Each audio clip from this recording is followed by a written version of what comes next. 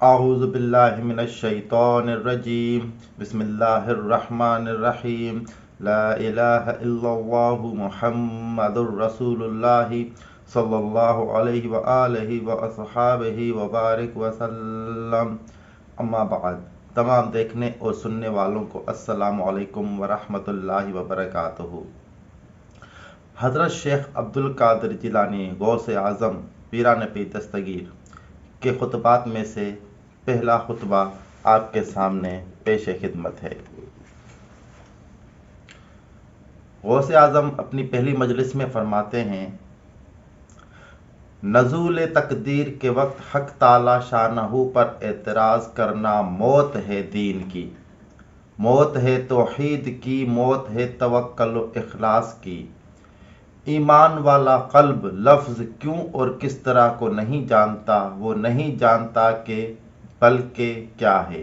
اس کا قول تو ہاں ہے کہ حکم تقدیری کی موافقت کرتا ہے اور چون چرا کے ساتھ رائے زنی نہیں کرتا۔ نفس کی عادت ہی ہے کہ مخالفت اور نزاع کرے، پس جو شخص اس کی درستی چاہے وہ اس کو اتنا مجاہدے میں ڈالے کہ اس کے شر سے بے خطر بن جائے۔ نفس تو شر ہی شر ہے، مگر جب مجاہدے میں پڑتا اور مطمئنہ بن جاتا ہے تو خیر ہی خیر ہو جاتا ہے، اور تمام طاعتوں کو بجا لانے اور معصیتوں کو چھوڑ دینے میں موافقت کرنے لگتا ہے۔ بس اس وقت ارشاد ہوتا ہے کہ اے اطمینان والے نفس، لوٹ اپنے رب کی طرف کہ تو اس سے خوش اور وہ تجھ سے خوش۔ اب اس کا جوش بھی صحیح اور اس کا شر بھی اس سے زائل ہو جاتا ہے، اور مخلوقات میں سے کسی شے کے ساتھ بھی وہ لگاؤ نہیں رکھتا، اور اس کا نسب اپنے باپ ابراہیم کے ساتھ صحیح بن جاتا ہے، کیونکہ حضرت ابراہیم علیہ السلام اپنے نفس سے باہر نکل گئے اور بلا خواہش نفس باقی رہ گئے، اور آپ کا قلب صاحب سکون تھا۔ نار نمرودی میں گرنے کے وقت آپ کے پاس طرح طرح کی مخلوقات آئی اور انہوں نے آپ کی مدد کرنے کے لیے اپنے اپنے نفسوں کو پیش کیا، اور آپ فرما رہے تھے کہ مجھے تمہاری مدد درکار نہیں، وہ میرے حال سے واقف ہے اور اس لیے مجھے سوال کی بھی حاجت نہیں۔ جب شان تسلیم و توکل صحیح ہوئی تو آگ سے کہہ دیا کہ ہو جا ٹھنڈی اور سلامتی والی ابراہیم پر۔ جو شخص حق تعالیٰ کے ساتھ اس کی قدر پر راضی بن کر صبر اختیار کرتا ہے، اس کے لیے دنیا میں اللہ کی بے شمار مدد ہے اور آخرت میں بے شمار نعمت۔ اللہ تعالیٰ فرماتا ہے کہ صبر کرنے والوں کو ان کو پورا اجر بے شمار دیا جائے گا۔ اللہ پاک سے کوئی چیز پوشیدہ نہیں ہے، اس کی نظر کے سامنے ہے۔ جو کچھ بھی برداشت کرنے والے اس کی وجہ سے برداشت کرتے ہیں، اس کے ساتھ ایک ساتھ کے لیے صبر کرو کہ برسا برس اس کے لطف و انعام کو دیکھتے رہو گے۔ ایک ساتھ کا صبر ہی تو شجاعت ہے۔ بے شک اللہ صبر کرنے والوں کا ساتھی ہے، مدد کرنے اور کامیاب بنانے میں اس کے ساتھ باستقبال رہو اور اس کے لیے بیدار ہو جاؤ اور اس سے غافل مت ہو۔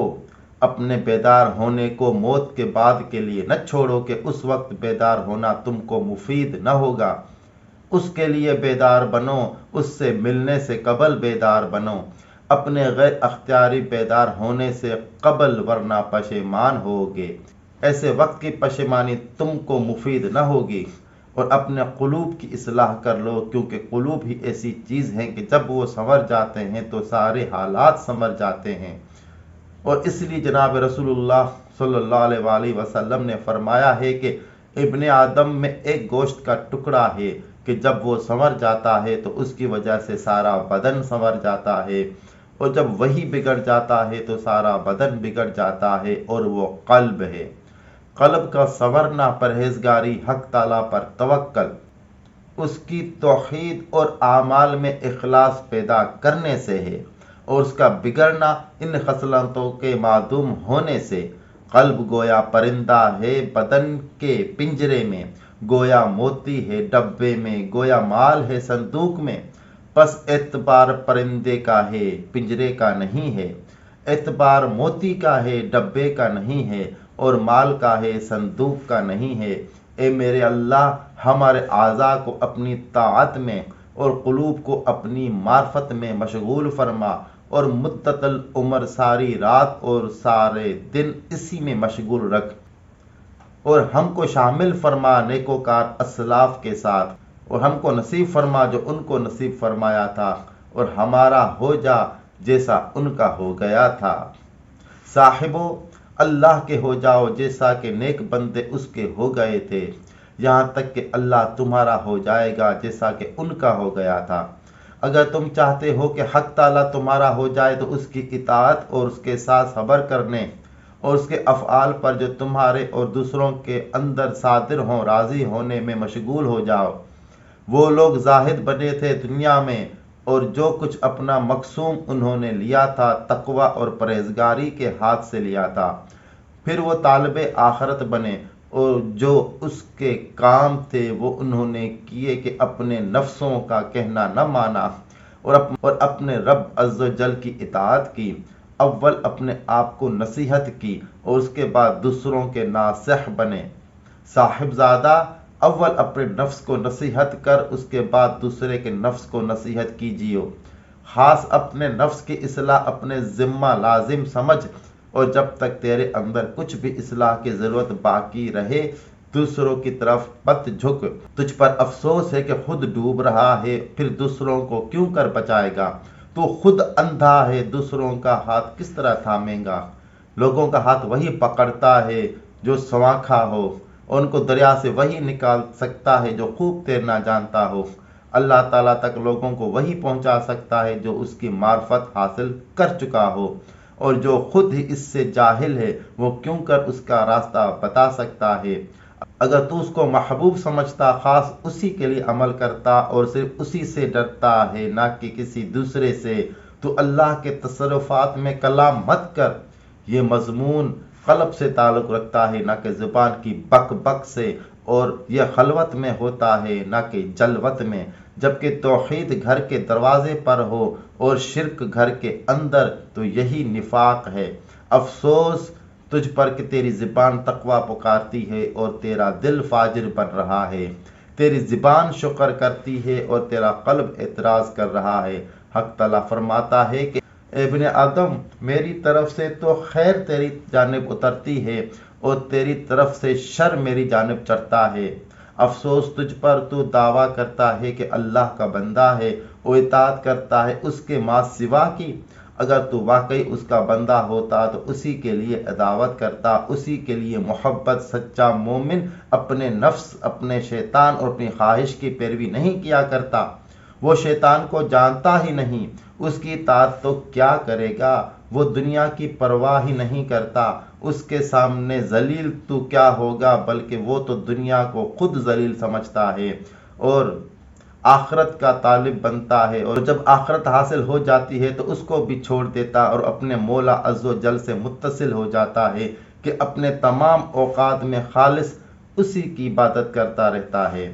وہ اللہ عز و جل کا ارشاد سن چکا ہے کہ لوگوں کو نہیں حکم دیا گیا مگر اسی کا کہ وہ اللہ کی عبادت کیا کریں، اسی کے لیے عبادت کو خالص بنا کر اور یکجہت ہو کر مخلوق کو خدا کے ساتھ شریک کرنا چھوڑ دے، اور حق تعالیٰ عز و جل کو یکتا سمجھ۔ وہی تمام چیزوں کا پیدا کرنے والا ہے اور اسی کے ہاتھ میں ہے تمام اشیاء۔ اے غیر اللہ سے کسی چیز کو مانگنے والے، تو بے وقوف ہے۔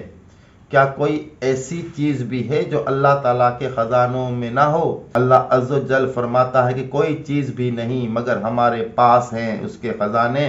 صاحبزادہ، صبر کا تکیہ رکھ، موافقت کا پٹکا باندھ کر کشائش کے انتظار میں عبادت کرتا ہوا تقدیر کے پر نالے کے نیچے سو۔ جب تو ایسا ہو جائے گا تو مالک تقدیر اپنے فضل و انعام تجھ پر اتنے برسائے گا جن کی طلب و تمنا بھی تو اچھی طرح نہ کر سکتا۔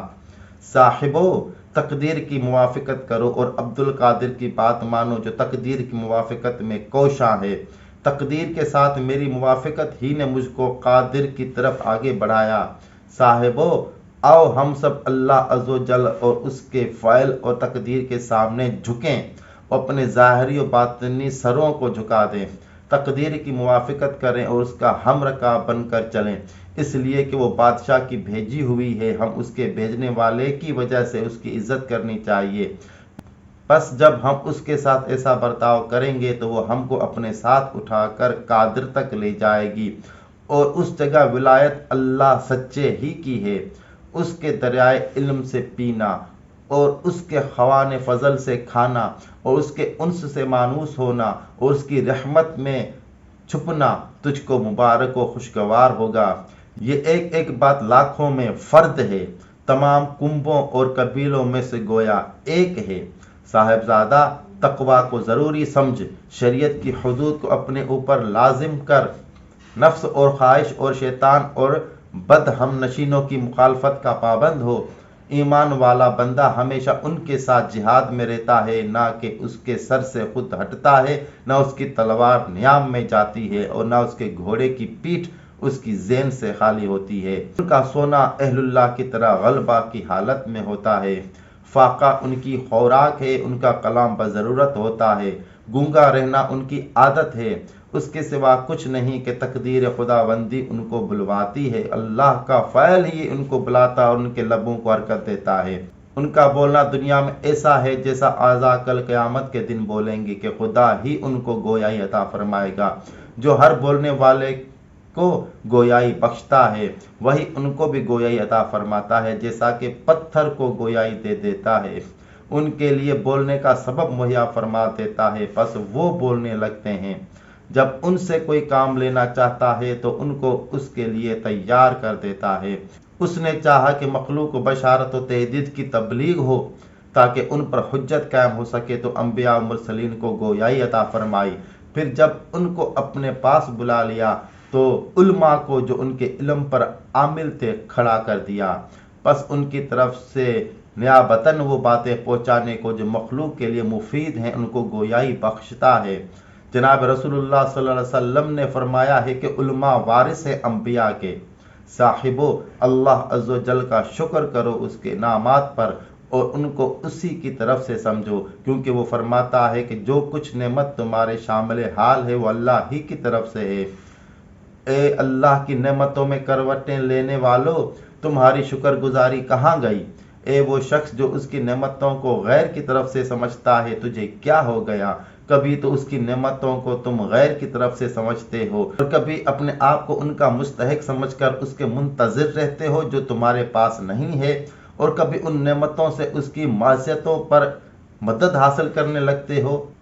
صاحبزادہ، تجھ کو خلوت میں ایسے تقوی کی حاجت ہے جو تجھ کو معصیتوں اور لغزشوں سے باہر نکالے، اور ایسے مراقبے کی ضرورت ہے جو تجھ کو اللہ تعالیٰ کا تیری طرف نظر رکھنا تجھ کو یاد دلاتا رہے۔ تو حاجت مند ہے کہ تیری خلوت میں یہ حالت تیری ساتھی ہو۔ اس کے بعد تجھ کو حاجت ہے نفس اور خواہش اور شیطان کے ساتھ جنگ کرنے کی۔ عام لوگوں کی بربادی لغزشوں سے ہے اور زاہدوں کی تباہی خواہشات نفس سے، اور ابدال کی ہلاکت خلوتوں میں خطرات سے، اور صدیقین کی بربادی ادھر ادھر توجہ کرنے سے کہ ان کا شغل صرف اپنے قلوب کی حفاظت میں رہنا ہے، اس لیے کہ وہ شاہی آستانے پر سونے والے ہیں۔ وہ دعوت کے مقام پر کھڑے ہونے والے ہیں کہ مخلوق کو اللہ عز و جل کی معرفت کی طرف بلائیں۔ وہ ہمیشہ قلوب کو پکارتے اور کہتے ہیں کہ اے قلوب، اے ارواح، اے انسان، اے جن، اے بادشاہ کے طلبگارو، چلو شاہی دروازے کی طرف، لپکو اس کی جانب، اپنے قلوب کے قدموں سے اپنے تقوی اور توحید اور معرفت اور بارفت اور راہ کے، اور دنیا و آخرت اور ما سوا اللہ میں بے توجہی زہد کے قدموں سے۔ یہ ہے ان لوگوں کا شغل، ان کی ہمت مخلوق کی اصلاح میں مصروف ہیں، ان کی ہمت عرش سے لے کر سرا تک آسمان و زمین کو شامل ہیں۔ صاحبزادہ، نفس اور خواہش کو اپنے سے دور کر، ان مقدس لوگوں کے قدموں کے نیچے کی زمین ہو جا، ان لوگوں کے سامنے خاک بن جا، اللہ تجھ میں حیات ڈال دے گا، کیونکہ حق تعالیٰ نکالتا ہے زندہ کو مردے سے اور نکالتا ہے مردہ کو زندہ سے۔ ابراہیم علیہ السلام کو پیدا فرمایا ان کے والدین سے جو مردہ تھے بوجہ کفر کے۔ مومن تو زندہ ہے اور کافر مردہ، صاحب توحید زندہ ہے اور مشرک مردہ، اور اس لیے حق تعالیٰ نے اپنے کلام میں ارشاد فرمایا ہے کہ سب سے پہلا شخص جو میری مخلوق میں مردہ ہوا وہ ابلیس ہے، یعنی اس نے میری معصیت کی، پس نافرمانی کے سبب مردہ بن گیا۔ یہ آخری زمانہ ہے کہ نفاق کا بازار اور جھوٹ کا بازار گرم ہے۔ مت بیٹھو منافقوں، جھوٹوں اور دجالوں کے ساتھ، افسوس ہے تجھ پر، تیرا نفس منافق ہے، جھوٹا ہے، کافر ہے، فاجر ہے، مشرک ہے، تو اس کے ساتھ کس طرح بیٹھتا ہے؟ اس کی مخالفت کر، اس کی موافقت مت کر، اس کو قید کر، اس کو آزاد مت چھوڑ، اس کو جیل میں بند کر، اس کا حق جس کا ادا کرنا ضرور ہے اس کو پہنچاتا رہے، اس کو مجاہدوں سے کوٹ، اور جس کا نام خواہش ہے اس پر سوار ہو جا، اور اس کو چھوڑے مت کہ وہ تجھ پر سوار ہو جائے گی، اور طبیعت کا ساتھ مت دے کیونکہ وہ ناسمجھ چھوٹے بچے کی مثل ہے، تو پھر طفل صغیر سے کس طرح پڑھتا اور قبول کرتا ہے۔ ابرا شیطان وہ تو دشمن ہے تیرا، اور دشمن ہے تیرے باپ آدم علیہ السلام کا، پھر اس سے تو کیوں کر مانوس ہوتا اور اس کی بات مانتا ہے، حالانکہ تیرے اور اس کے درمیان خون اور پرانی عداوت ہے، تو اس سے نڈر مت ہو کہ وہ قاتل ہے تیرے باپ اور تیری ماں کا، پس جب تجھ پر قابو پائے گا تجھ کو بھی قتل کر دے گا جیسا کہ ان کو قتل کیا تھا۔ تقوی کو اپنا ہتھیار بنا، اللہ عز و جل کی توحید کو، اس کے مراقبے کی خلوتوں میں پرہیزگار رہنے کو، سچائی کو اور اللہ عز و جل سے مدد چاہنے کو اپنا لشکر بنا، بس یہی ہتھیار اور یہی لشکر ہے جو اس کو ہزیمت اور شکست دے گا اور اس کے لشکر کو توڑ دے گا، جبکہ حق تیرا ساتھی ہے تو اس کو شکست کیوں نہ دے سکے گا۔ صاحبزادہ، دنیا اور آخرت کو ملا اور دونوں کو ایک جگہ رکھ دے، اور بلا دنیا اور آخرت کو اپنے قلب کے اعتبار سے بالکل خالی ہو کر صرف اپنے مولا عز و جل کا ہو رہ، اور ما سوا سے خالی ہوئے بغیر اس کی طرف متوجہ نہ ہو، اور خالق سے جدا ہو کر مخلوق کے ساتھ مقید مت بن۔ ان اسباب کو قطع کر دے اور ان ارباب کو جنہیں معبود بنا رکھا ہے نکال باہر کر، بس جب اس پر قدرت ہو جائے تب دنیا کو اپنے نفس کے لیے اختیار کر، اور آخرت کو قلب کے لیے، اور مولا کو باطن کے لیے۔ صاحبزادہ، ساتھ نہ دے نفس کا اور نہ خواہش کا، اور نہ دنیا کا اور نہ آخرت کا، اور نہ پیچھے پڑ ما سوا اللہ کے، پس ایسا خزانہ پائے گا جو کبھی فنا نہ ہوگا، اور حق تعالیٰ کی طرف سے تیرے پاس وہ ہدایت آئے گی جس کے بعد گمراہی نہ ہوگی۔ توبہ کر اپنے گناہوں سے اور بھاگ اپنے مولا عز و جل کی طرف۔ جب تو توبہ کرے تو چاہیے کہ تیرا ظاہر بھی توبہ کرے اور باطن بھی۔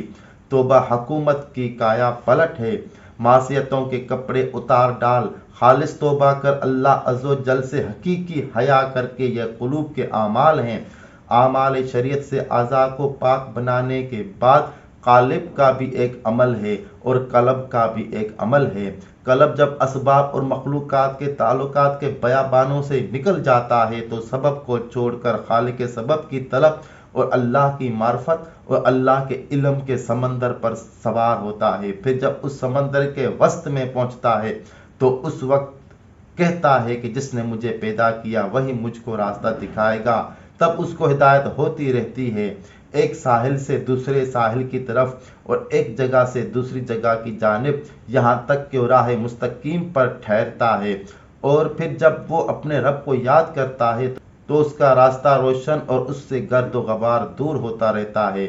طالب حق بندے کا قلب مسافتوں کو قطع کرتا اور سب کو اپنے پیچھے چھوڑتا جاتا ہے، پھر جب کسی راستے میں ہلاکت کا خوف کرتا ہے تو اس کا ایمان ظاہر ہوتا ہے اور اس کو شجاع بنا جاتا ہے، پس وحشت اور خوف کے شعلے بجھ جاتے اور اس کے بدلے انس اور قربت کی فرحت کا نور آ جاتا ہے۔ صاحبزادہ، جب تجھ کو کوئی مرض لاحق ہو تو صبر کے ہاتھ سے اس کا استقبال کر اور سکون سے رہ یہاں تک کہ اس کی دوا آ جائے، اور پھر جب دوا آوے تو اس کا استقبال کر شکر کے ہاتھ سے کہ دنیا میں بھی تجھ کو عیش حاصل رہے گا۔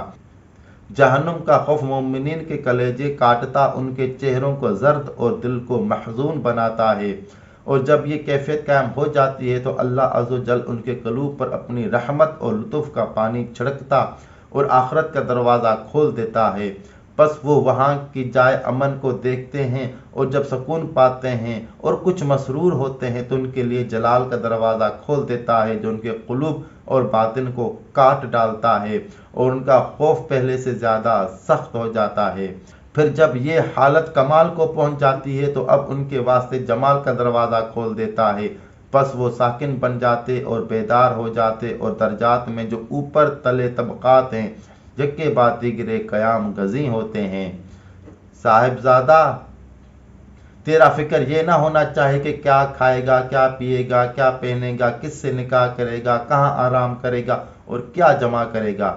یہ سب تو نفس اور طبیعت کا فکر ہے، پس کہاں ہے قلب اور باطن کا فکر، یعنی حق تعالی شانہ کی طلب۔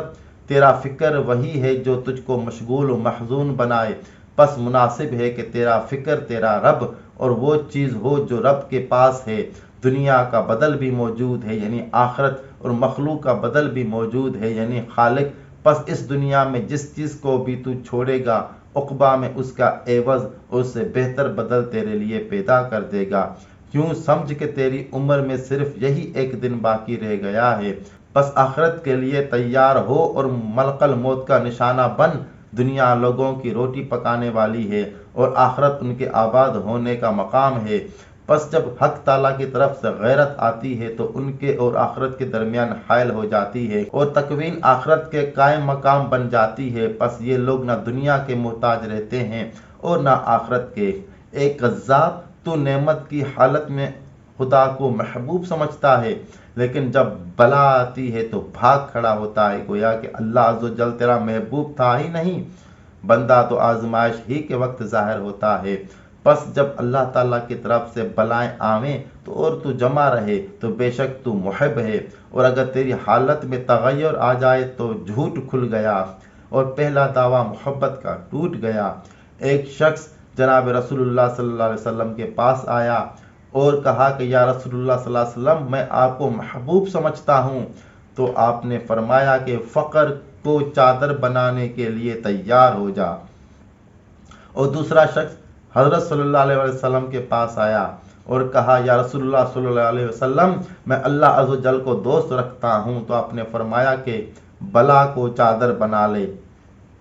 اللہ اور اس کے رسول کی محبت فقر اور بلا کے ساتھ ملی ہوئی ہیں، اور اسی لیے ایک بزرگ کا ارشاد ہے کہ بلا و مصیبت ولایت پر تعینات کر دی گئی ہیں تاکہ ہر کوئی دعوی ولایت نہ کر سکے۔ اگر ایسا نہ ہوتا تو ہر شخص اللہ کی محبت کا مدعی بن بیٹھتا، پس بلا اور فقر پر جمع رہنے کو اللہ اور رسول کی محبت کے لیے علامت بنا دیا گیا۔